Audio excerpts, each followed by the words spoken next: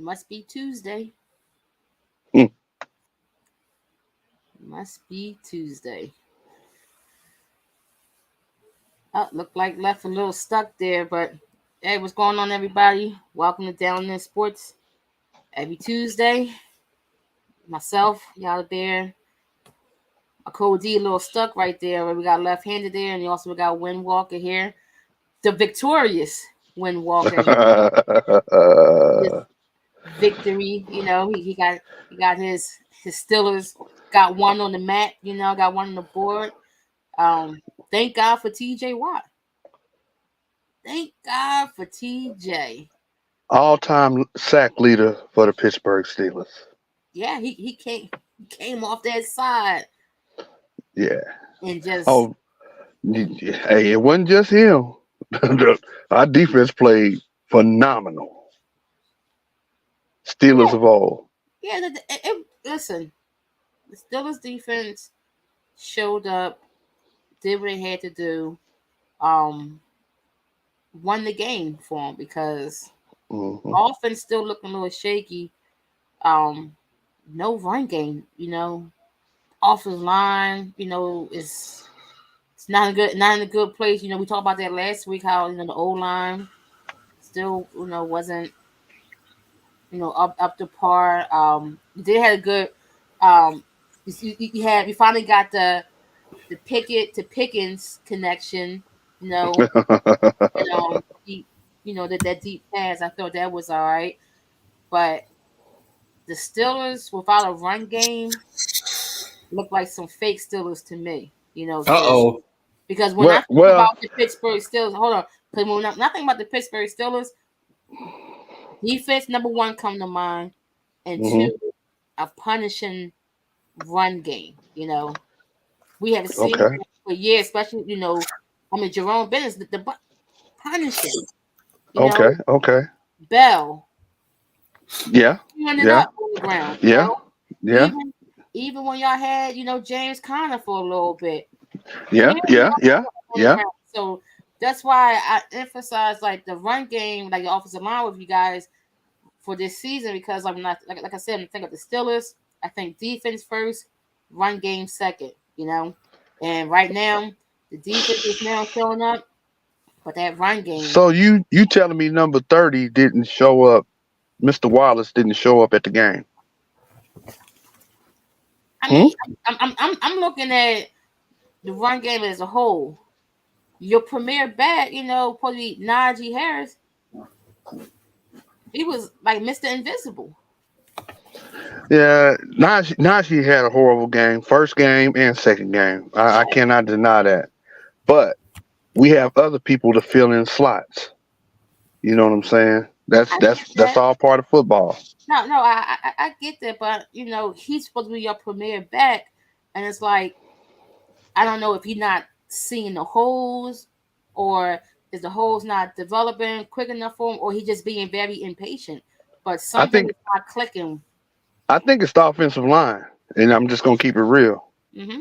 The offensive line is horrible right now. They're not in sync. It might take 2 or 3 games to get them in sync, but they're not in sync. Well, I mean, it's already 2 games, so who y'all got next week? Oh, my favorite, the Oakland Raiders. Oh, Yeah, well, hopefully, yeah. hopefully there could be a tune-up game for your offensive line, so we can You get the. still you still you still call them the Oakland Raiders, yo? Yeah, he's still calling the Oakland Raiders. Yeah, the Oakland Raiders. They're not Las Vegas Raiders. Oh, no, They the not Vegas Oakland right now. Raiders. Yeah, they the Oakland Raiders. That's where the rivalry started. Pittsburgh and Oakland. Yo, in Oh, Yeah. case you didn't know, man, this is Down to In Sports Talk, man. We in the building, man. Left-handed, right here at RM Desk. Y'all the Bears in the building. Y'all the Bears in the building. All right, Eagles in the house. Tampa Bay Buccaneers coming up on Monday night. We got some fighting talk to do, some fighting words and all that. Windwalker's in the house, smiling, grinning. well, The this store guy must over be here is tripping. closed.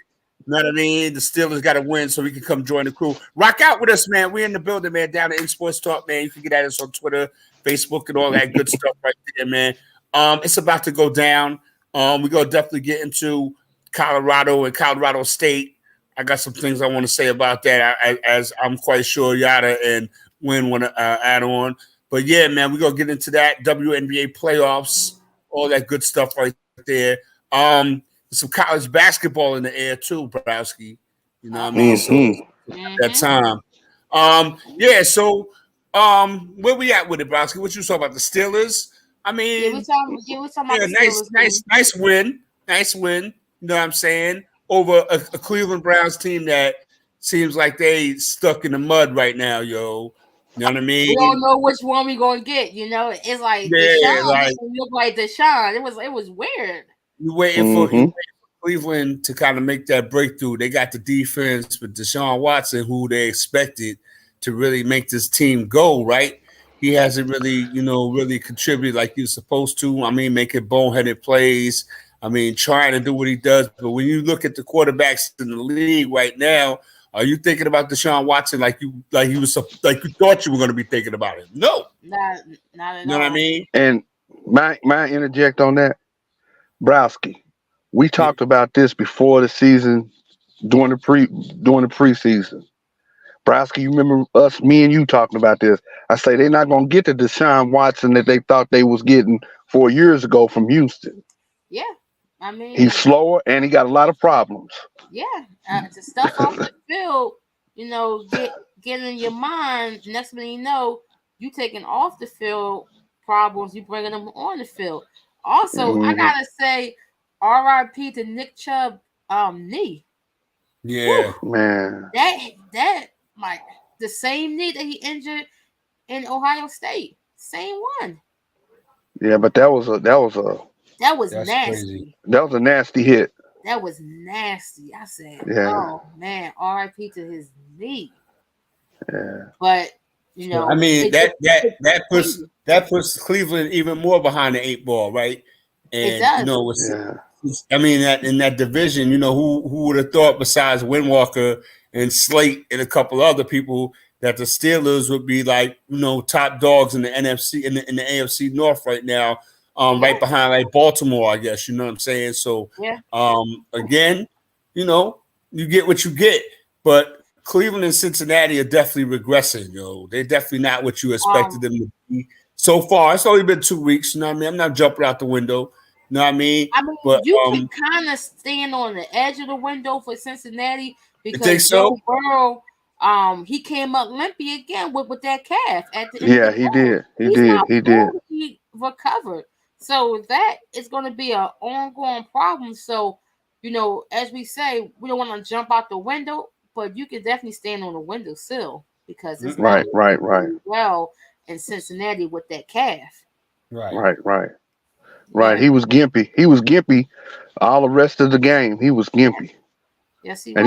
He couldn't perform the way he needed to perform. He can't plant on there. That's why he's not delivering the ball like he did. Yeah, that's your plant foot to get your pressure to throw fast and throw accurate. You're right. Yeah. He can't plant down and he can't, move in the pocket like he usually do. Slide to the left, slide to the right, little quick reaction. That calf is definitely a problem. And I think I'm going to take 5 and I'll hit y'all right back. All right, Wayne. All right. But I mean, I just don't get what's going on. Like they shouldn't have rushed him back. I think he shouldn't have played in the first game. I understand that it was a divisional game, but you got 16 other games, and you gonna need them. And right now, it's not looking too well for that man. Yeah, I mean, it's gonna get late really, really quick. I mean, again, at the end of the day, you can't really take time off like that because they're not gonna stop and wait for you. But you gotta do what you gotta do because Cleveland, they're missing now. They're running back Chubb.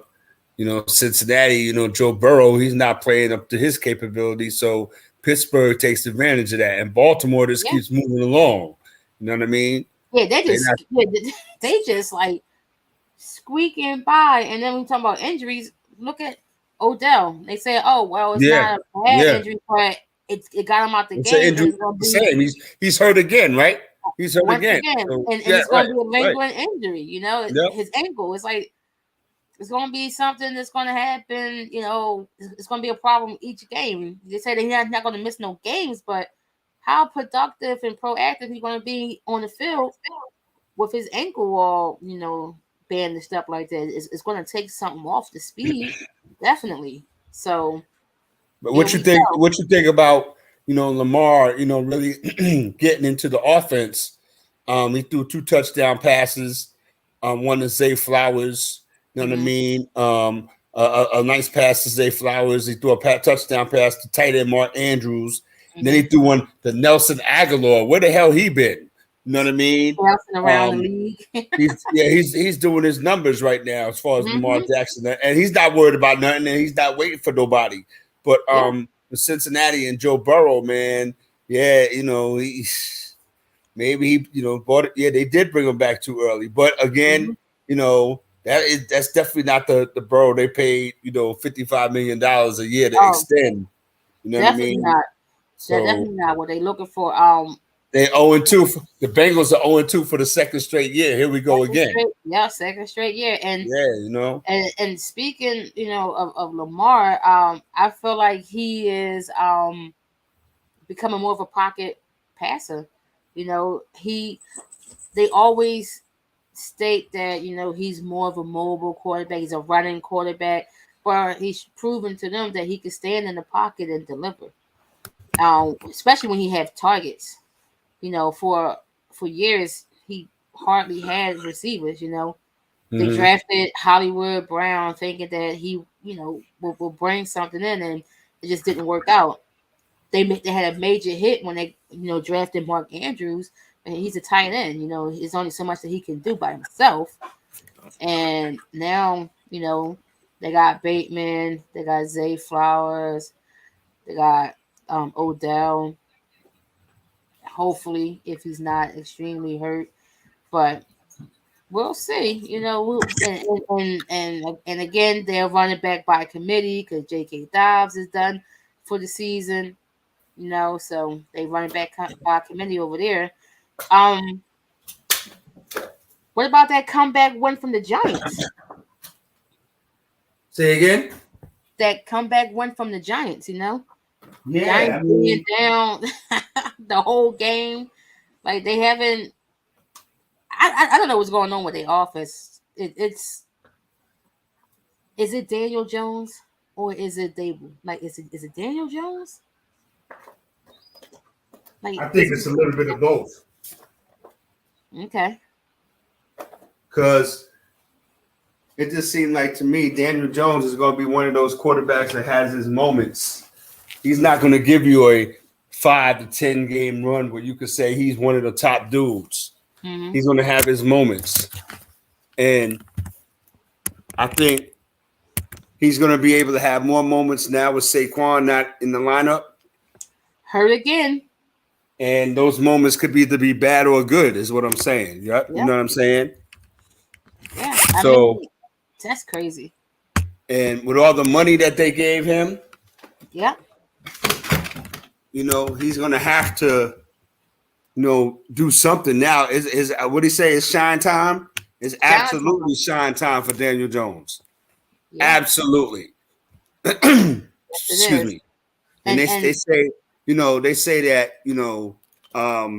Saquon, when he's in the lineup, it's too much of a burden on him. They know he's going to get the ball. He's the only thing that makes the offense go. Well, he's not going to be in the lineup. Nope. So that, that puts the onus more on Daniel Jones to even, show up more. Now he's going to be even noticed more of what he does or doesn't do. Yeah. You know what I'm saying? Yeah, no, that is entirely true. And, we talk about, in the off season, like before the season started, about like Saquon, his contract dispute, not getting money. Right. Then he gets a little bit of money, and now he's hurt. And he's going to be hurt for several weeks. I feel like last season was like the really only season that he was like fully healthy throughout, the whole year. And we, always say how heavy the offense is on him, because he carries the load. Well, who's going to pick up the load now? Matt Breida. You get this tight end from Oakland. Oh, excuse me. See, it could win from Vegas. Darren Waller, who's also battling like a lingering injury that he said he's going to play through. And it's like it took everything hit Daniel Jones to bring him out, to bring him back from that game. Like before they even scored a touchdown, they was outscored like 60-0, which is wild to me.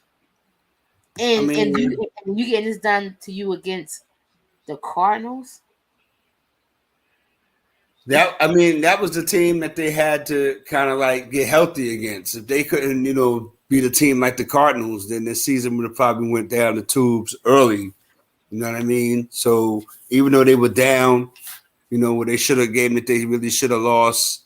I guess it shows that life's really not all that bad. Daniel Jones, he threw for 259. You know what I mean? And he had 58 yards on the ground. So you know what I mean. And again, I think that whatever you're going to get out the Giants is what you're going to get out of them. I don't think they're going to, be one of those teams that's going to even be contending, because I don't think they're going to beat the Eagles. I don't think they're going to beat Dallas, as shown already. You know what I mean? So I just think the Giants are going to 6-11. You know what I mean? Their way through a 6-11 season. And again, we're going to see what it is with Daniel Jones. But enough of that. We in the building, man. Down in Sports Talk. We got Yada Bear in the building holding it down. The defending NFC champion handled their business. You know what I mean? So I'm going to let, Yada do what she does and talk about her Eagles and do what she does so I can sit over here and scout, because what's going down Monday night. You can scout all you want. That ain't gonna help. We're gonna give you the playbook, and it ain't gonna help. But I mean, we had some improvements on Thursday. It wasn't a pretty game. No, still some stuff that we need to button up. But we have a nice long break. The injury bug. Once again, Avonte Maddox cannot stay healthy. This time, he tore his pec. He's done for the season. Oh, that's too bad. Sorry to hear that. Yeah, he's done for the season. But despite that, we were still able to pull out a victory against the Vikings once again. I feel like we are the Vikings' nightmare. Anytime that we play against them, they always come up short. You know what you are to the Vikings, Browski? I'm gonna give it to you. So, you know what you are to the Vikings? Real talk, Kimmy. You're the Vikings' reality. Yes. You know what I'm saying? Mm-hmm. Like the Vikings could play a game, and really you didn't know what you was gonna get because they lost at home to Tampa Bay, right? Mm-hmm. But the Vikings supposed to be that team right there. You got Kirk Cousins, you got Jefferson, you got the kid that was the running back. So, and a semblance of a defense, right? Mm-hmm. So you're supposed to be able to run the NFC North with the problems that they got, right? Yeah. So now you look at the Vikings that play a decent game against Tampa Bay but lose. Supposed to be a good team. Play a team that we know is good in the Philadelphia Eagles on the road, and this is what happens. The game was kind of close, but they let it go. They let it get away. They definitely did. I mean, we went up early. That's the thing about the Eagles that, it's a gift and a curse because it kills me. We go up early. We are trashing them. Then they like to take their foot off the gas and go on cruise control on the defensive side. Nothing behind us, everything in front. But now now you got Kirk Cousins getting garbage time yardage to make it seem like he's out here doing the damn thing. You look at his stat, like that's why I would say numbers lie. People don't say numbers don't lie. Numbers lie all the time. you look at Kirk Cousins' stat line of the last week game without knowing the score, you would have thought that he was victorious. You know, you would have thought that this guy was out here killing the game all game long, because when you look at the stat line, it's like he didn't threw for like 300 some odd yards. How could they lose? That's because we took the no running game and a banged up O line to do that to you. Yeah, but I'm just saying, when you look at the numbers, they tell a different story, you know. Right. But yeah, absolutely, that's right. But I'm happy to see that our running game came alive. Yep. With DeAndre Swift out there running like crazy, and what made it more ridiculous is the fact that they knew that we was going to run the ball. They had him in the box. He averaged over 7.5 yards. That's right. You know, they knew it. Yep. And they still couldn't stop it.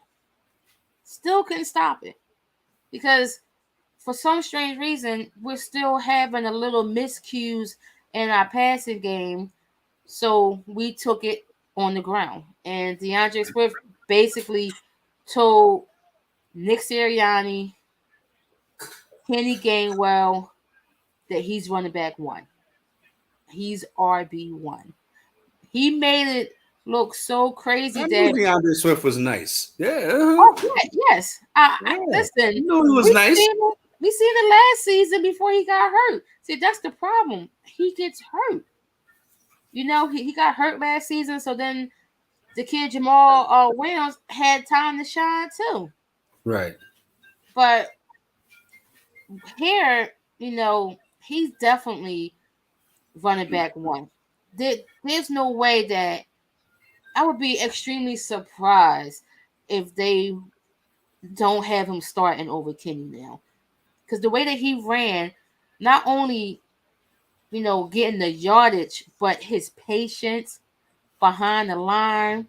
At one point, he seen that he was outrunning his blockers. He slowed down, cut back to get behind his blockers to set up the rest of his blocks, and still was able to get more yards. You know, I love seeing patience in the running back. You know, most guys just think, you know, I'm fast, and they outrun their blockers, and that's how they get tackled. You know, you could have got 5 more yards. You know, that 5-yard run could have turned into a 12 yards. Mm-hmm. If it was patient and just let the play develop and get behind your blockers. Excuse me. But I just love it. So I can't wait to see what happened against Monday. Talk about your Bucks, man. Talk about your Bucks. You know what's gonna happen on Monday. Tampa Bay gonna put one on the Eagles at home. I mean, I gotta like what I'm seeing right now. 2-0 is 2-0 is 2-0. You know what I mean? I take it how I can get it. But I think that Baker Mayfield is trying to develop a connection with Mike Evans. You know what I mean? Do I like Baker Mayfield? Not really, but he's what I got to deal with. So, and he's having a decent season, and Mike Evans is turning into his favorite receiver. You know what I mean? He's got four passes of 25 plus air yards, right? 2 of them, both to Evans for touchdowns. So he's airing it out. He's getting into Mike Evans, trying to get him that next 1,000-yard season so he can get his contract situation straight. You know what I mean? But again, doing what we do, handling our business on defense, taking what the offense give us. Thank you, Justin Fields.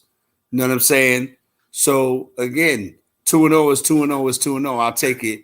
And we're going to go 3-0 Monday night against the Philadelphia Eagles. Watch. Buck Nation in the building. So let's go back. So let's talk reality here. Yeah, I'm talking reality right now. We are not the Bears. Okay? I'm talking reality right now. We are not the Bears. We're not the Vikings. We know you're not the Vikings. That's why I said we're going to put 38 on y'all. Don't worry about it. Don't worry about it. We're going to see Monday night. So we're going to see Monday night. We're going to see because, you know, Monday, the 25th, the day before my birthday. Okay, the day before Yada Bear's birthday, y'all. Yes, the Eagles will present me with a gift, which will be Of Baker a Mayfield head of a big cake shaped like an L. with Baker Mayfield head on a platter. Okay. This is gonna be a cake shaped like an L. Yeah, for you guys. With the losing Bucks. Jalen got hurt. Okay, because Jalen got hurt. I don't understand how how you can sit there and look at your offensive line. That's okay. And then look at my offensive line is keeping Baker Mayfield upright so he can get those passes off to Mike Evans. Thank you very much. He's not gonna have time to throw the ball to Mike Evans. That's okay. That's all right. Like that's the whole. Yes, it is okay, and it is all right because that's the point. He's not going to have time to do none of that. Okay, all right. But none of that. I mean, you gotta understand and remember also Baker Mayfield. You know what I mean? He got, you know what I mean. He's not Tom Brady. He's not going to stand back there and get hit again. So he gonna get around if he have to. Time to do anything. You know what he had time to do. Right. He's gonna have time to try to save his own life. Okay. While he's spreading that ball around the field. His body is going to be sprawled out on the field. Okay. spread the ball around the field. His body is going to be sprawled out on the field. It's going to be a his body going to be sprawled out on the field. It's going to be a chalk outline of Baker Mayfield's body on the field. Okay. So we just going to leave that there because all right, no doubt. We all know what's going to happen. Listen, I think the clock has struck 12 on the Broncos. Yeah. I mean, is it me or do Russell Wilson look 39 instead of like 35? It's not you, it's you and me. I see like it's to me that Hail Mary was a bunch of do to say about nothing. Sean Payton probably looks like he got more than he could chew or more than he can handle. What he got himself into. Russell Wilson, like you said, looks like a shell of himself. And I mean, again, you know, it's gonna be. Listen, Denver might be one of the biggest disappointments in the league so far. I mean, so far they're looking like it. Now let me ask you this: the 2-point conversion at the end, was it pass interference or wasn't pass interference? When I first looked at it, I thought they was gonna call it. I thought it was too. I listen. It's hard to tell these days, but on that one, I was surprised that they didn't call it. You know what I mean? Like, oh, okay, It wasn't okay. All right, you know what I mean? Because you've seen plenty of plays like that they call pass interference on. Like, what the hell was that? You know what I mean? But when you expect it in that situation, they let it go. They swallow the whistle. So but still, that don't excuse them from being 0-2 right now and looking bad doing it. You know what I'm saying? Yeah, they look bad. Russ looked bad. The one highlight, for the team, was the rookie Marvin Mims. He had a breakout day. He looked good.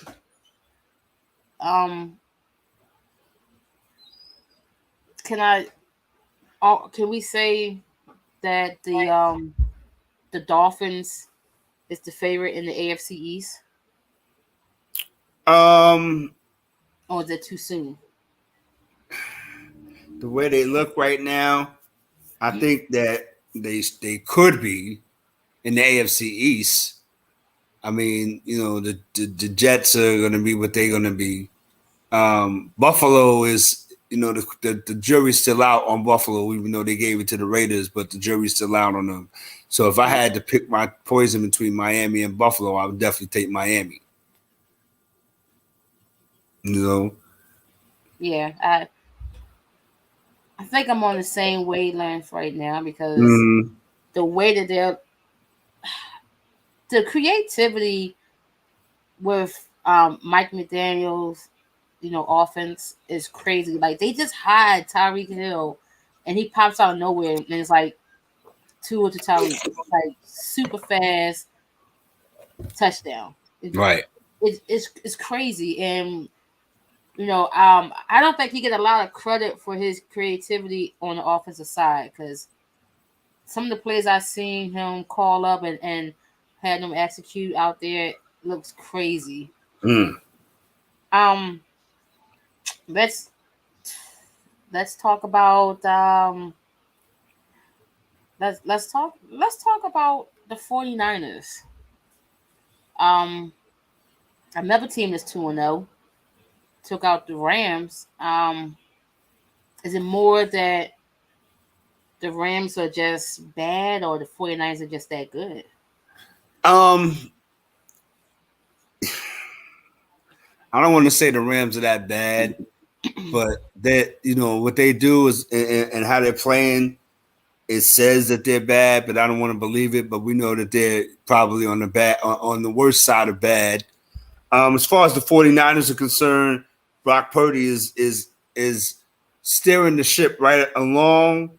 Mm-hmm. But again, his deep, trying to throw the ball deep and stretch the defense is a little off. You know what I mean? He's throwing a lot of overthrows.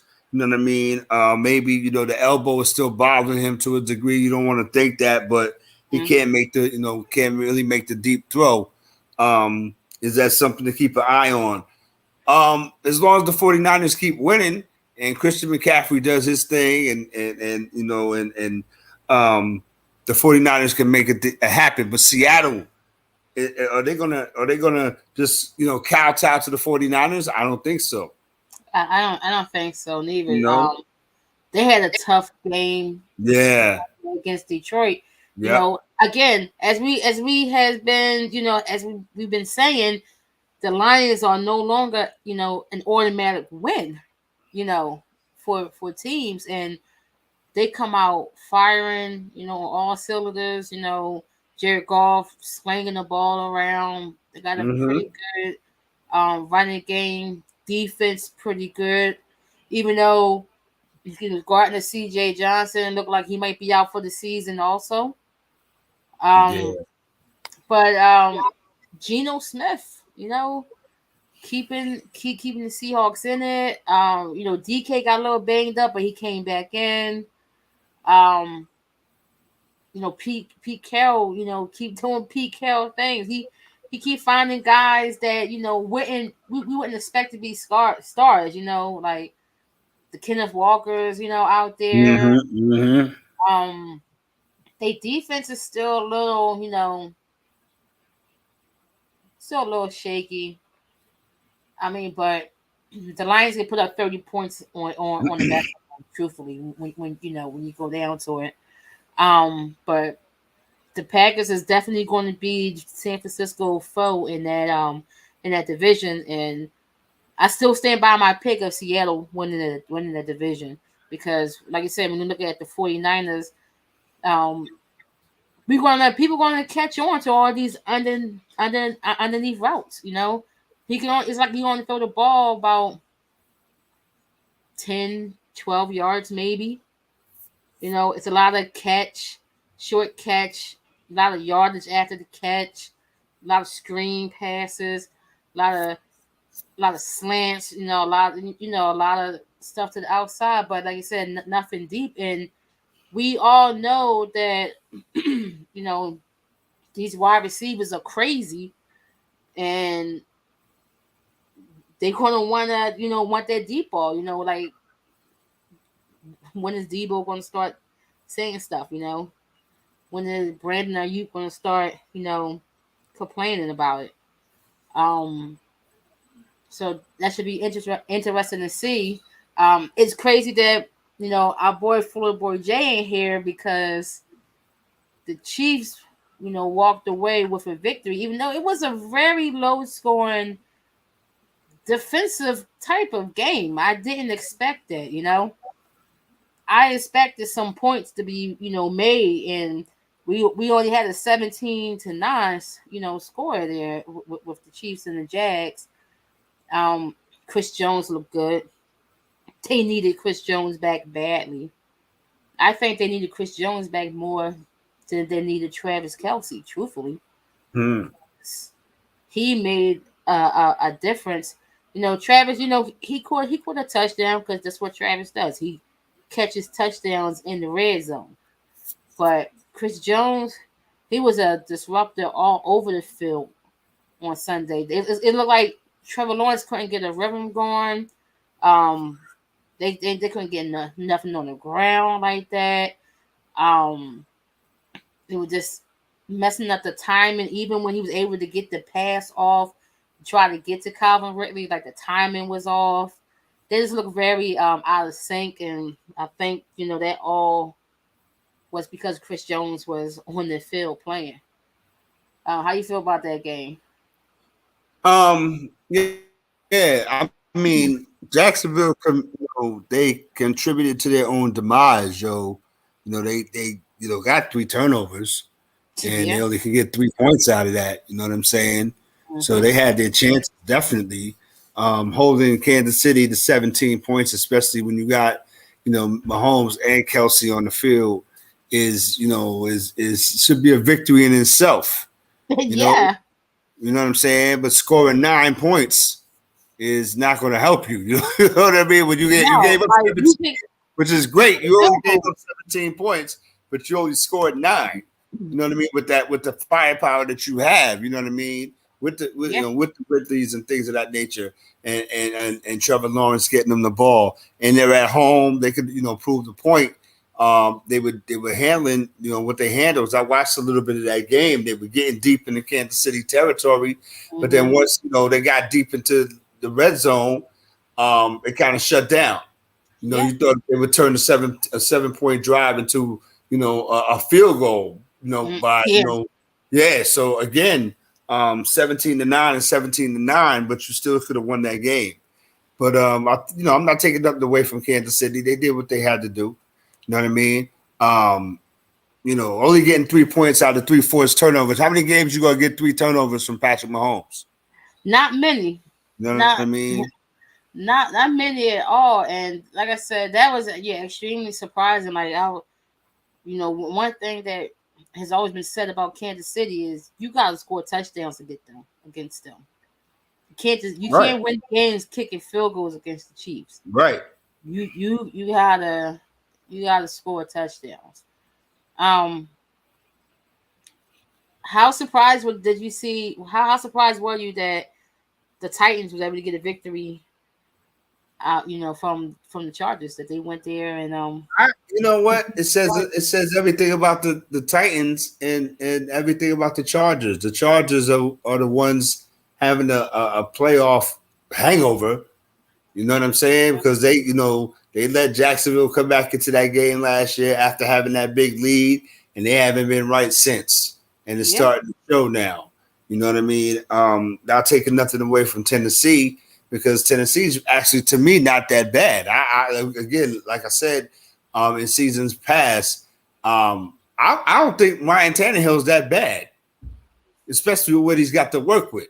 You know what I mean? He could just turn around and get the ball to Derrick Henry all day, even though Derrick Henry is not the Derrick Henry from 2 or 3 years ago. Mm-hmm. But I think Tennessee could still be viable, and especially in the division that they're in.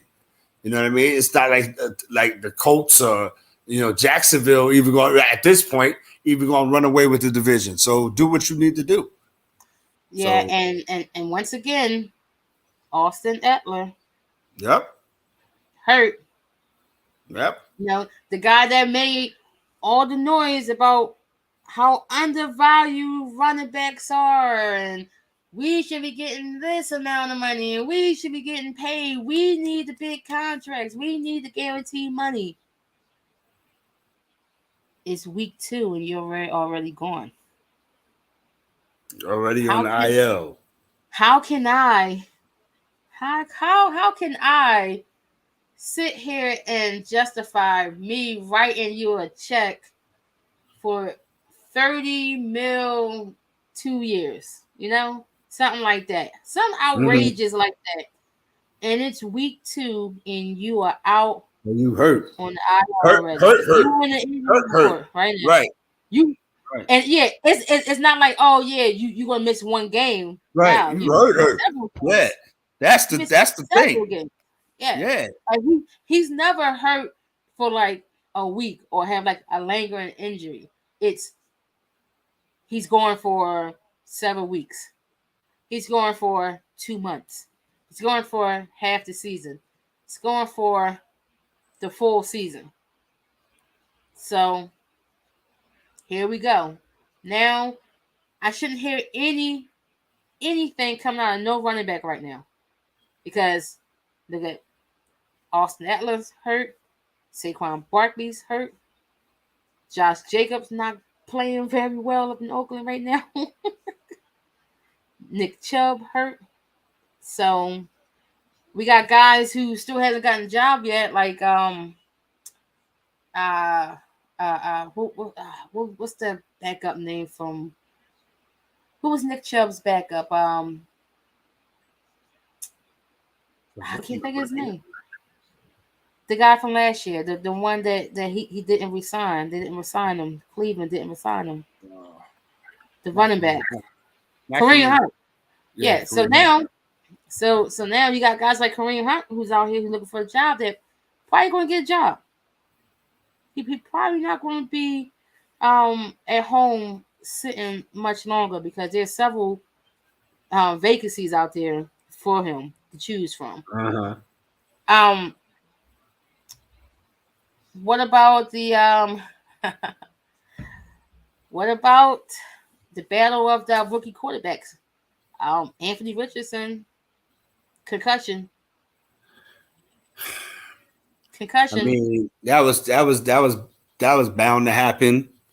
The way he plays, kind of reckless with the ball already. Mm-hmm. You know what I'm saying? I don't know. I mean, again, a lot of these teams, Browski, are playing themselves out of position, and it's only week 2, but it's going to be week 6. Then it's going to be week 10. You know what I mean? So again, like, with these teams, these other teams need to take advantage of it. So who's left out of the AFC South? You got Richardson hurt. You know what I mean? Jacksonville doing what they did is still the best team in the division. They just got to go out there and win their games now. Because Houston is an afterthought. Yeah, the Texans are an afterthought, so we're not really worried about them. So if Indianapolis falls back, you know what I mean? Houston is what they are, and who's left?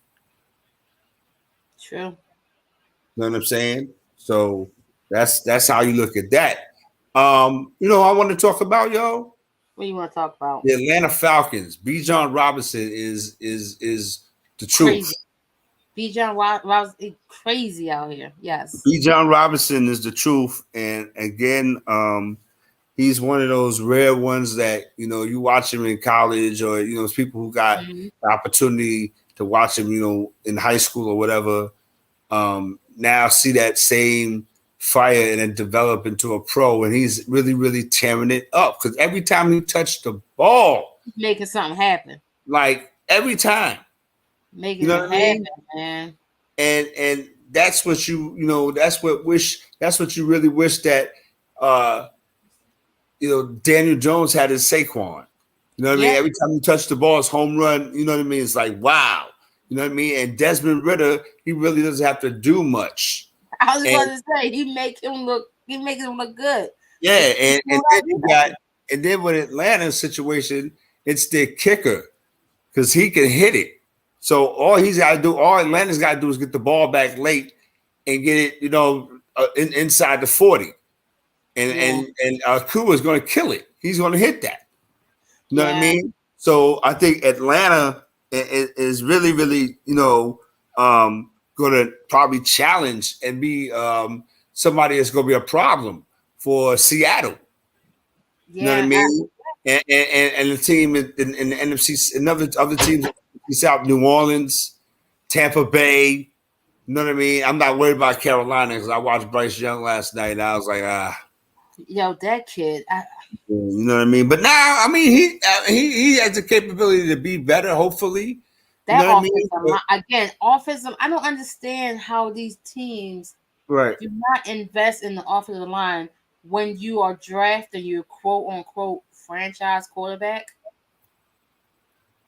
Like, I don't understand that. And then the quarterbacks that you drafted not the biggest guys in the world. So you're right. You got to protect them, right? Yeah, like you went into the draft knowing that you was going to pick him first, knowing that you was going to pick an undersized quarterback, and you do not protect this guy with no offensive line. You don't draft an offensive line.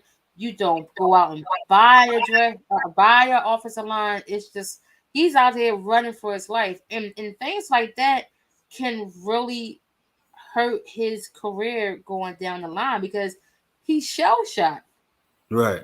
You know, he's looking. He's like, Coach, it's 10 of them out here. It's 10 on the defensive line, but like they only rush 4. They blitzing.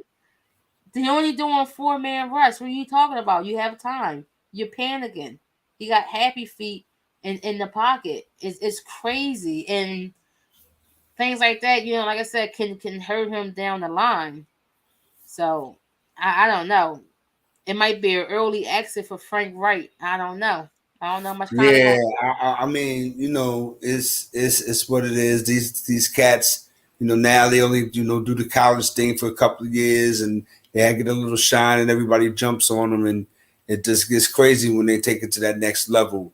The Cowboys over the New York Jets. All right, you know what I mean. It is what it is, right? No more Aaron Rodgers. Terrible offensive line. Yeah, and that's another team. That's another team that's going to face reality in a minute. Yeah, the New York Jets. Yeah, because truthfully, what quarterback can survive behind that line? You know, I see, like we talked about last week. You know, was it the combination of the line and the turf up in MetLife? Or is it just the line? Because Zach Wilson was running for his life too out there. I mean, they was just inviting Mike. I thought Michael Parsons was playing on the Jets offensive line as how much he was in their backfield. You know, I thought he was on their squad. So yeah, nobody Michael Parsons is different though. You know what I'm saying? But I just thought that the Jets would, you know. I kind of knew that, you know, Dallas was supposed to win the game, but I just thought that maybe the Jets would, you know, try to, you know, keep it close. But I guess 30-10, it wasn't 50-10, you know what I mean, or 40-0. You know what I'm saying? So again, you know, Dallas is gonna do what they do, but we expect that to see out of Dallas. Dallas is a back to school team. They're great when it's time to go back to school, but by the time you go on Thanksgiving vacation, it's bad business. You know what I'm saying? So, and that's just what that is. But we in the building, man. Down in Sports Talk, y'all the Bears in the building, holding it down. We're gonna get into some fighting words later on, but let's jump into this Colorado hosting Colorado State game on Saturday night that lasted into the wee hours of Sunday morning. Man, that was like a fight, you know. Literally, right. They was out there fighting. Colorado State came in here and super aggressive, you know, super aggressive. They had to set in their mind that there was going to be no easy victory, and they definitely wasn't. Definitely want to say salute to Shiloh Sanders. he came out there from the gate, pick 6. I was like, oh, okay. I like this might be, shine time, when you seen that, like out the gate, a pick 6. I'm like, oh, all right, here we go. And then next thing you know, it was a dog fight. They was literally out there fighting each other. It was from the gate, like from them warming up, on the field before the game. They was already trash talking each other. They had to be Shador had to be separated, out there even before the game even started. And then it just carried over into the game to the fact where Travis Hunter had to be hospitalized during the game. And it came out that this kid got a lacerated kidney. I mean, a lacerated liver from that dirty hit that I was surprised that the kid didn't get kicked out the game. Like, how you not kick him out the game for that hit? He did it right in front of the ref. The ref was standing right there. And he blasted that kid like crazy. Yeah. And he doesn't get kicked out the game. Like, that was very crazy. Yeah, like that was wild. I said, you don't kick him out the game for that? And like that, I just couldn't believe it. And the other thing I want to say, like I said, the game was good. Shador Sanders again put the team on his back. They made the proper adjustments and came out winning double overtime. Man, I think that Colorado came in to play their game. Colorado State was trying to show that they're not going to be a pushover. Yeah. The pick 6 kind of like deflated them a little bit, but they came right back. The hit on Travis Hunter was deliberate, if you ask me, because they had been talking crazy before the game. But I think it's unfortunate. Colorado State should have won the game. They didn't win the game. I think they damn near had 20 penalties. They had about 9 personal foul flags. Right. And the kid Kamara, number 8, he gave the game away with his he gave the game away, and also he made some great plays on the defensive side of the ball. But he also, like you said, he gave the game away with stupid penalties. Yeah, like it was no point for him to hit Shador at the end. He was already down. The ball was gone. The ball's out of his hands already. It was already gone, and you blasted him. Like you said, Kamara, he was wrecking Colorado the whole game on the defensive side. They had Shador out there running for his life. Yeah, I mean, and again, the Colorado State team came in there with nothing to lose. Yeah. You know what I mean? And Colorado kind of like played down to them. And I think that, for me, watching the first, 3 games of Colorado, it's like they're a second half team. They'll either play down to their opposition. Mm-hmm. You know what I mean? Not that they're playing bad. It's just that they make their plays, but then they have these little spurts. You know what I mean? Where even in the TCU game, it was back and forth, mm-hmm. Right? And then in the Nebraska game, they started off slow. You know what I mean? And let the Nebraska turnovers and let them before they pulled away from Nebraska. So now this game, Colorado was giving them just what they, you know what I mean? They was giving them headshots, boom, boom, boom, boom. You know what I mean? And Colorado, at first didn't know how to respond because everything that was going on, like you said, those under routes was killing them. Hunter was getting played out. Horn was dropping passes. So it was, I don't want to say uncharacteristic, but to get that out of their system, to get a tough win like that at home, the gut went out when they were behind late. It says a lot about them, but without Travis Hunter, we're going to see going into really a deep part of their schedule. They got Oregon coming up this week, and then USC coming up, and we'll see what happens after Now, after that USC game. now, Can now, it be? now, can I ask you this? Huh? Now that we know that Travis Hunter's not going to play in these 3 games, Right. does it take the spice off it a little bit now? Is like the spiciness a of little the bit, game? a little bit, of course, a little bit.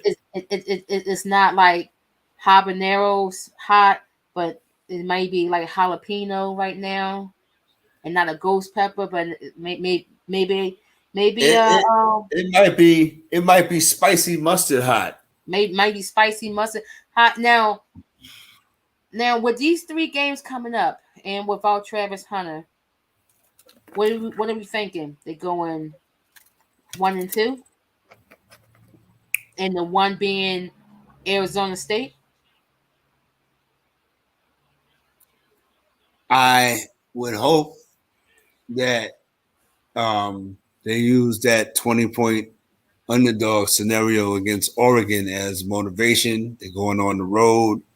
Oregon is going to be really, really tough. You know what I mean?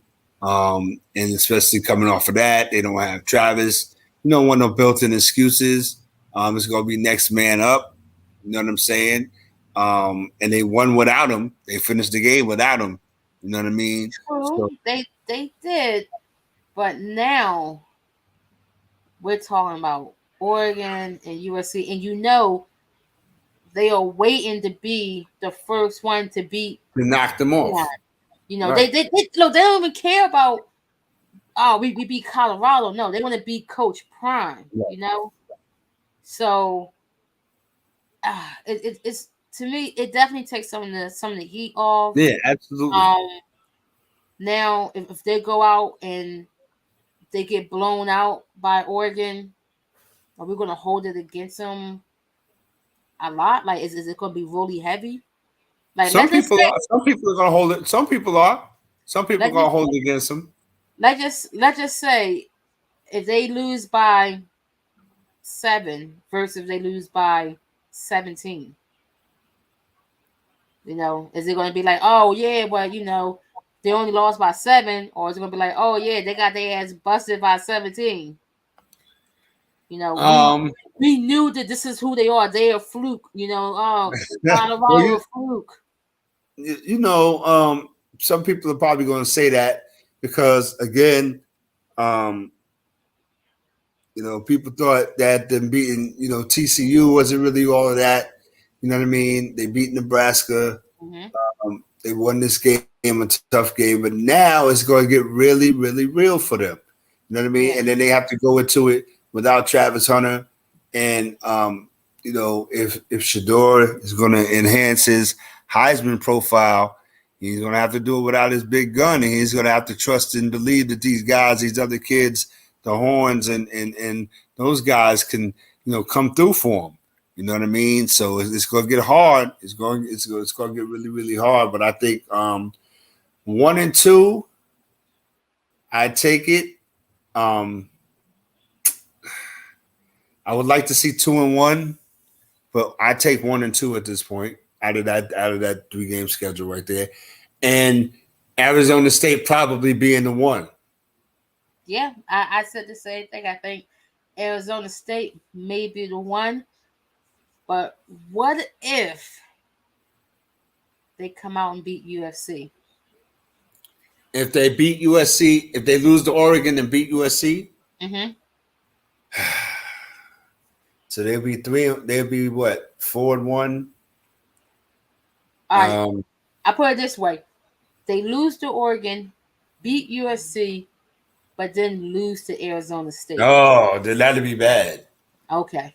Because they'll try to hype. First of all, they'll try to hype the Sanders and Williams quarterback matchup, right? Yep. Mm-hmm. So they'll try to hype that. And so that'll be something going in besides the Dion factor or whatever. Okay. And if they beat USC, that'll be a great thing. But if they turn around and lose against Arizona State, then we're back to square one. Now you got 2 losses. Okay. You know what I mean? And I think if they go 1-2, depending on how they look in those two losses, what if they lose to Oregon late? What if they lose by a field goal? Is it still right? What if they lose? It's a difference between right. It's a difference between losing by a field goal late, getting blown out by 28. Yeah, you know what I mean. And then people are gonna say, okay, if they lose by 3, okay, whatever, depending on how they played. If they get blown out, people are gonna come out the woodworks. You already know, because going into the USC game, or if they get blown out by Oregon, or they're gonna really get blown out by USC. You know what I'm saying? So again, you don't want to go into that Arizona State game, with 2 straight losses. True. So Deion's gonna have to definitely figure it out. And without Travis Hunter, it's going to be harder than expected. But those guys, those other guys are going to have to step up to the plate and come through. You know what I'm saying? Think having all of these celebrities are distracting to the kids? It could be. I mean, it could be. You had Lil Wayne walking you guys out on the field. Yeah, like and some people would say that it's going, the opposite of what it is, but it's a circus. Mm-hmm. So when you have a home game and you have the connects that Deion has, everybody wants to get a piece of it. Everybody wants to be seen around it. You know what I mean? But does it become a distraction? I believe so. Hell yeah. You know what I mean? Yeah, I mean, like I said, you had Lil Wayne walking you out. You got The Rock. You go overtime, y'all. Mm-hmm. The Rock in the sideline. The Rock in the locker room. You got Offset. You got Mama Love in the locker room. Mama Love in the locker room. You got Sexy Red on the sideline. Look at this. Holding money, holding a whole bundle of cash. Alleged money. Alleged money. Like you have so many stars instead of on the sideline that I feel like it is getting a little getting a little overwhelming. I kind of feel like they try to have that University of Miami vibe, like back in the 90s and the early 2000s. How it was a whole vibe down there. Yeah, but Miami was winning championships. So I totally get that. That's what I'm saying. I feel like they're trying to bring that vibe. I mean, I feel like it too, but somebody needs to tell them it's way too early for that. Yeah, they gotta. I think they need to pump their brakes, especially on these next 3 games. It's like like especially the UFC one, because UFC is it's at USC, right? It's on the road. I think it is on the road. Hold on. Yeah, because if it's Oregon's on the road, I think USC's at home. Oregon's on the road, I think USC is at home. So USC is at home. So I already know you're gonna have everybody. OJ. You got OJ. You gonna have everybody. You're gonna have Jay-Z, Beyonce. It'll probably be a Beyonce concert at the halftime show. You're gonna have Lynn Swan. You have OJ. You got Marcus Allen. Right?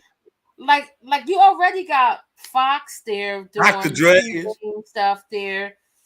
That you had the Pat McAfee show there. You have First Take there. All within the first 2 weeks of the season. Fox is a staple there. First Take was there.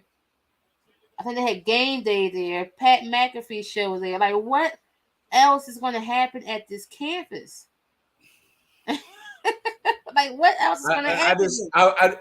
I'm just saying, Browski, imagine if they won all 3 of those games. And I don't really do the hypotheticals, but it would go through the roof. It would be bananas, especially if they won the first 2 games. If they beat Oregon, beat USC, that Arizona State game would be crazy. Everybody would be watching that game, expecting for them to fall off after those 2 big wins. You know what I mean?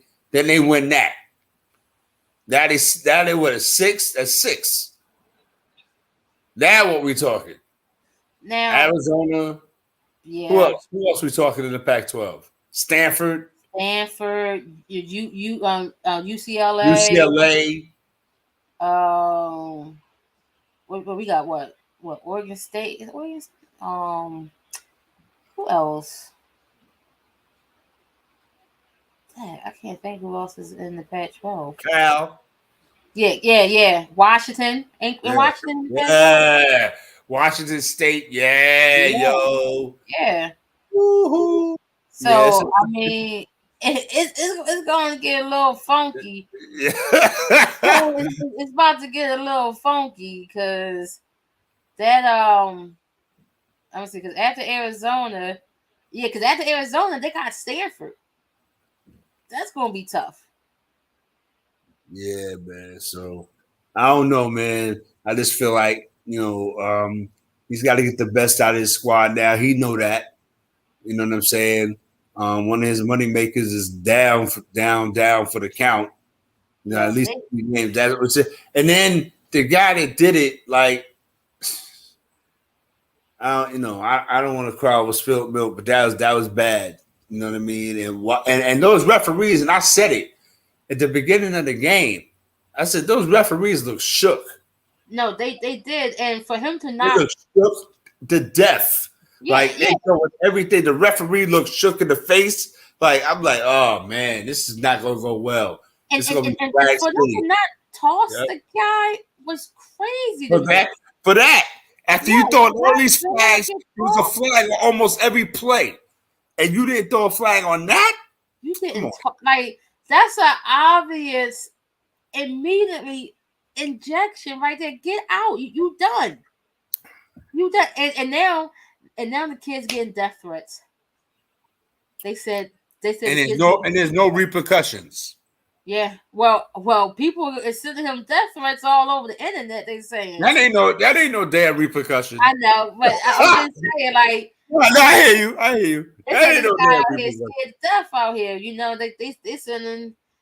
And listen, and no disrespect to nobody, but do you blame them? Like, what is going on? Like, like you hit that kid? That was malicious, yo. No, it was. It's no two ways around it. It's no excuses, no sauce, no nothing. No. That was malicious, and for him not to have to take no getting kicked out the game, no suspension, no even looked at it. Nah, you gonna catch these bars. Yeah, you gonna catch these bars, son. You think it's because it happened to a Colorado player? If that was Marvin Harrison Jr., if he would got hit like that, whoever hit him, they'd have been tossed, there'd have been a fine. He'd been tossed and suspended. Is it because it was Travis Hunter? You can say that. Post-crime guys. And you'd be well within your rights to say that.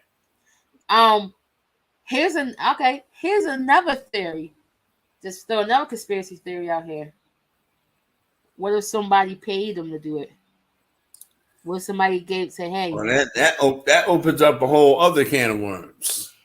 What if somebody somebody within the NCAA establishment somewhere? Now you talk about a Lifetime movie. Hey, we'll throw you. No, I hear you. We throw you, or we're gonna throw your mom a couple of bands. We're gonna pay that mortgage. We're gonna pay that car note. All you gotta do is go clobber. All you gotta do is take one of them out. Yes. You take out Travis, we give you X amount. If you take out Shador, you get this amount. Oh, send your emails, Dabrowski. Send your emails over there.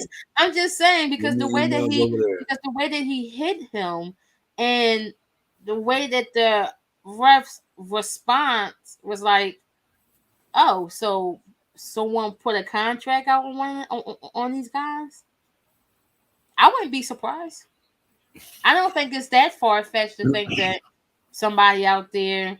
So I know that's right. Ask Nancy Kerrigan. I know. I know that's right. Ask Nancy Kerrigan. Listen, Word up. listen, Coach Prime 3-0. You know? Oh no. He can't be 3-0. So somebody gotta have a one out there, you know. Somebody gotta put Right. their one. He So will not he will not make it to 4-0. yeah, so let's use a team that no one would suspect, you know. Nobody would suspect that Yeah, it's just a game. It's just a game. The in-state rivalry. Yeah, nobody will suspect it. Yeah, Nobody would suspect that, but you know, only thing I know is he was eating ramen noodles last week. This week, you know, he going to Five Guys every week. You going to five now? You going to Five Guys? He going to Five Guys every day. You know, he getting Chipotle all the time. He You know, eat lovely. He eat lovely now, really right? good. You know, Word he got up. a car now. Now he got a car. How you get a car? He eating lovely, son. But yeah, yo. So yeah. I mean, you know, it's sad that you have to think in those terms because you always want to see the best against the best. You know what I mean? Yeah. And Colorado State definitely got out of pocket, and for that kid not to have any, you know, come back and say, you know, nobody say anything, not sanctioned at all. He deserved everything he get. Yeah. That's my opinion. My opinion. That's what it is. You deserve what you get. I don't care. I'm not making no death threats against you. I'm just sitting back and watching the smoke. You know what I mean? Because you get everything that you get, you deserve. Yeah. And I'm saying it in the context of what he did and how he did it, regardless of who he did it to, because he could have did it to the 53rd man on the roster. He still would have a lacerated liver. You know what I'm saying? No, So for me, it's like, yo, whatever you get, yo, you deserve that. You earned that, kid. And I don't care how it sounds. I don't care how it looks. I don't care how it play. That's what it is. For you to hit that kid like that, and not to suffer nothing, no consequences, knock it off. You get whatever you deserve, B. Send all your emails over there. Straight like that. I'm with it. But the one thing I would like to say too is, you know, after all that trash talk, all the controversy that went on, just to have Deion to sit there and give nothing but praise to the Colorado State head coach. You know, after he made all those comments, those slide comments, I was like, oh, I wasn't talking about him. We all know who you was talking about when you made the shades and the hat comment. But for Deion to turn around and be like, hey, I'm praying for all of them. I want them to be successful. I want more black coaches in schools like this. And like it just seems so crazy that he gets all this backlash and get all this stuff talked about him, and he just turns around and be like, I hope he get, I hope nothing but the best for this man, for this brother. And here he go, sending out his goons to take out one of the guys. It's crazy. You know, they say, it be your own. That's what they do. That's what they do. So we get ready to get out of here in a minute. Yeah, I mean that's the style now. You're gonna, get your name in the paper saying something foul or something fly about, Deion or Colorado or whatever, that leading up to the game. I just think that, when you talk about that in that context, imagine what the vitriol would be if, Colorado was undefeated going into that USC game. Yeah, man. Oh my God, that would have been so crazy. I mean, look at it now with the Oregon game. The Oregon coach is talking greasy. Yeah. I mean, it's going to happen every week. It's going to happen every week. Every coach that he goes up against, they're going to talk greasy about him. It's going to be disrespectful. He's going to get nothing but disrespect the whole season. That's what it is. Mm-hmm. The the whole season. Quick update: the New York Liberty just beat the Washington Mystics Yes, get him out of 90-5 here. in overtime. They swept the series, and they Get him out of now here. Let's move on to the next. now they sitting back waiting, waiting for the Suns and Yeah, the the Sun. Suns Yeah. and the Lynx. Yeah, the Sun and the Sun and who they're playing? The Lynx, That's Minnesota. 1-1, right? That's 1-1, right? Yep, 1-1. Mm. So right now we got the Aces and we got the Liberty sitting up top, waiting to see who's coming to play them next round. Yep. Right So now, on to the next. On to the next. Right now, you got the Atlanta Dreams and the Dallas Wings are playing right now. Whoever, if Dallas can advance, then they'll be playing the Aces. If Atlanta wins, then we'll be looking at game 3. I'm hoping Atlanta can pull it out and we get a third game because this series. Man, I picked the Wings in this. I picked the Wings in this series. I did too, but man, like this series. Atlanta's not rolling over. I ain't mad at them. They are not. Ryan Howard been out here balling. She's already balling right now. Like, and for me, it's kind of sort of like whoever wins this series is just going to get. What is this? The East. This is the East. Whoever wins this series is just going to get stomped out by the Liberty. That's all. I knew you was going to say that. They're just playing to see who gonna lose. Yeah, they're playing to see. I mean, because I think the Mystics was the toughest competition they had in the East besides the Sun. You know what I mean? No, that's true. And I was hoping we get 3 games out of that series too. Almost, but I mean, the Mystics not taking nothing away from them. That's a tough team, but I think that and they, like we said in the beginning, we wouldn't be surprised if they would have won that series. Yeah. You know what I mean? But for the Liberty to take it in 2 games, I mean, the second game was in overtime. Notwithstanding, I think that it says a lot about the Liberty. They're about their business now. It's a new season, the playoffs. Now it's time get that money and let's see what it is and see if we can fulfill that part of the deal and meet the Vegas Aces if they can figure it out and let's get this thing popping to see what it is. I mean, Jonquel Jones had a game today. She basically led them to victory. I mean, the Mystics, they couldn't stop her at all. They had no answer for her. She was just beasting it in the lane all day today. So, that right there is their recipe for success because she has really turned it up in the second half, especially down the stretch of the season.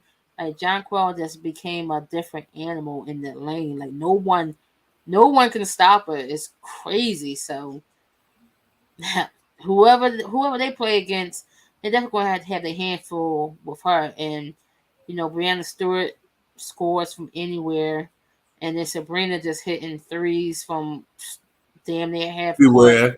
Right? Yeah, she hitting it from anywhere, and then you got Courtney Vandersloot that's out there just directing traffic. They make her job easy, super easy. So yeah, right now, I mean, if you want to look at it, the Liberty seem to be the team to beat, even though the Aces are the defending champions.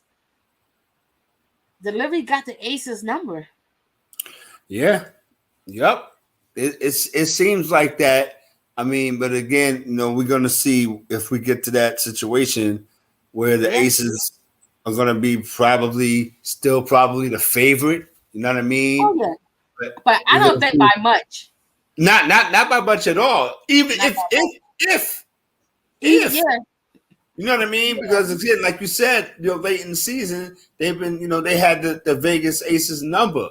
So if at all, you know what I mean? That might be crazy if the Liberty, are the favorite and the Aces are the underdog, which I really don't see happening. But if the Aces are the favorite, like you said, it won't be by much, because again, that'll be the matchup that the Liberty would want. And the Aces are not going to get their gangster tested. Yeah. You know what I mean? In the I think that's championship the matchup that scenario. everybody wants. You know, What up? Yeah, yeah. I mean, That's the that's the matchup that matchup everybody that we've been. saw Yeah, before the from season. That's right. exactly when once these moves start being made, you know, people start shuffling the deck, and you got once Brianna made the transition from going from leaving what you call in Seattle to come to New York, it was like, okay, wait a minute, New York is building something, and then again Jonquel Jones and then Courtney Vanderson, it was like, oh, they are building a team to beat the Aces, and I think they built that team. It's Yeah. crazy. I feel like they built that team, and we have seen it throughout the season from the couple times they played Mm-hmm. that the Liberty has actually come on top. So, Right. That's right. but we all know, you know, playoffs is different.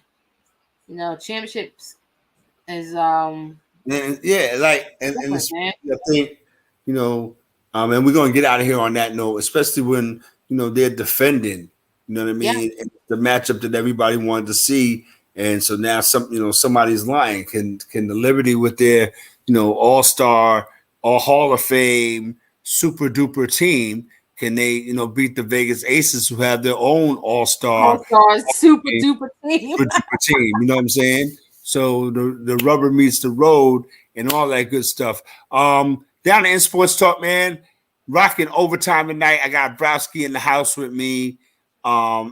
Grateful every time. You got something to get down on, Browski? We're gonna get down on it before we get out of here. Nah, I think I'm good. I think I laid it out there. Do I? I mean, I gotta go back to boxing. Okay. So now we got to fight with Stevenson and what was his name? With De La Santos, I think. Santos. Is it the fight that we wanted? No. No. Is it the fight that we was promised? No. No. Are we ever going to get the fight that we want? No. Or the fight that we was promised? No. I don't think so. You know, I feel like he took the fight because he just had to get in the ring. You know, he get some work. Mm-hmm. Yeah, he got to get some work in, and it's very disappointing. It's extremely disappointing, and I thought that we was going somewhere. You know, for the last couple of fights that we had, we're like, all right, now we're getting busy. People who are in their prime are fighting each other. We're getting the fights that we wanted to see. And now it just went all over again. And what's even crazy about that, I think by us not even getting him and Frank Martin fight, kind of made this Canelo and Charlo fight that's coming up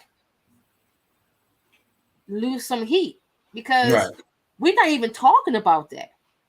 You know? Right. And that's what 2 weeks away. What was it? The 30th. Yeah. Okay. So we're not even talking about that. 10 days. 10 days away. Yeah, man. 10 days away. So yeah. I don't know, man. I just think that, like you said, Stevenson was tired of sitting around and being stagnant. This is a situation where say, I'll take a fight, any fight at this point. To me, he seems like, he wants to force the issue, but these cats don't want to see him. And what you gonna do about it? You know what I mean? What can you do? But get in the ring with somebody who wants to get in the ring with you and make an example out of them. That's right. It. So I think that for all Shakur Stevenson does, I think he still has to prove it in the ring. And I think De Los Santos is going to be a test for him and to see if he can prove it in the ring. And, then he can kind of like say, okay, I did this. Now what else I got to do to get at you? You know what I mean? We already know you're moving up divisions, you're moving up weights, you're trying to run, you're hiding. What's next? Are we going to see Tank? I don't know. You know what I mean? Is Tank going to step to the plate? I mean, that's and the other thing about it too, Yada. There's so many options. There's so many fights that could be made. You know what I mean? You got guys that you haven't heard from in a minute. You know what I mean? The Danny Garcias of the world, the Ugases of the world. Where you know are what they? I mean? Huh? I said, yeah, where are they? Yeah, where these guys that can make some nice fights happen. I don't know about no pay-per-view, but they can make some nice things happen. But again, I think that when you have these guys that can't really speak for themselves, you get stuck in situations where they want to stretch out and try to make it get the most bang for their buck instead of just fighting not once, not twice, maybe 3 times. You know what I mean? Because the public is still hungry for it, especially if are they good fights. We've seen that already. Yeah. We've seen it on numerous occasions. Why can't we get that? Why we got to wait for once a year to get a mega fight? They said, okay, at the top of the year we had a couple of fights that people had interest in, but now it's the summertime and past. Now it's getting ready to be fall. You know what I mean? So and there's no really any big fights slated. You got Charlo and Canelo that nobody's talking about. Yeah. You know what I mean? And so all the other fights, either the UFC or something else. You know what I mean? With all this talent, all these belts, nobody UFC fighters now is crazy. All this talent, it's like 500 belts floating around. Why you mean to tell me you can't make no good fights? Yeah. So everybody has a belt. Everybody has a belt. Everybody got a belt. Made a belt just for people to fight, and now it's like, so what we gonna get?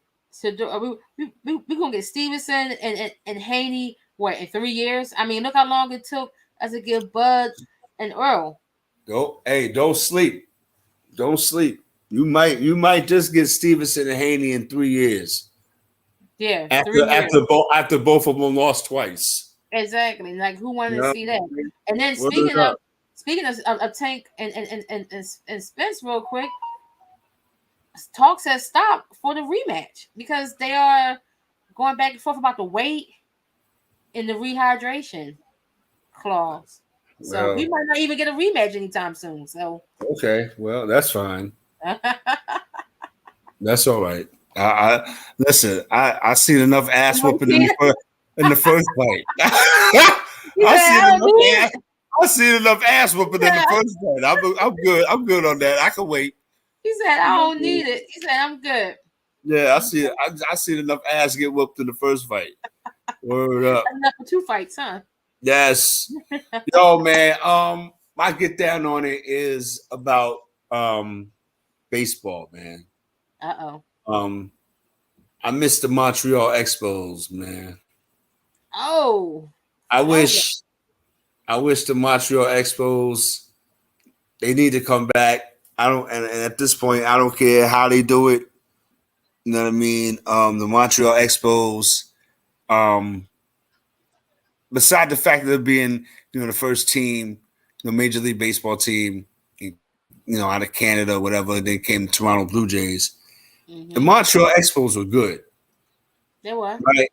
Right? They were, they had the sky blue uniforms on the road. You know what I mean? They had the ill-ass mascot, Yuppie. You know what I mean? They just played in that crazy stadium, Olympic Stadium. They used to play in Jerry Park, but they played in Olympic Stadium. But the names that was on the Montreal Expos, yo, you name it, they was on the Expos. Pedro Martinez, sure. Randy Johnson, damn, Harry Walker, Andre Dawson, you name it, Andres Galarraga, you name it, they was on the Expos. Yeah. Damn. You know what I'm saying? And again, they were a fun team, man. I just wish that they, if baseball brought the Montreal Expos back, it would go crazy. It would go crazy if they brought the Montreal Expos back. You know what I mean? But I just wanted to say that we're about to get up out of here. Left-handed right here, Yada Bear over there. Make sure you get at us down in Sports Talk. We're in the building. The numbers are up for week 2. It's a 3-way tie between, I think, myself, Sonny Cruz, and Slate. Yes, Y'all right there in the building. So, yeah. So, last words before we get out of here. We're going to stomp them Eagles on Monday night. You already know what it is. So, next Tuesday night, somebody going to have a sad face and somebody going to be having a party.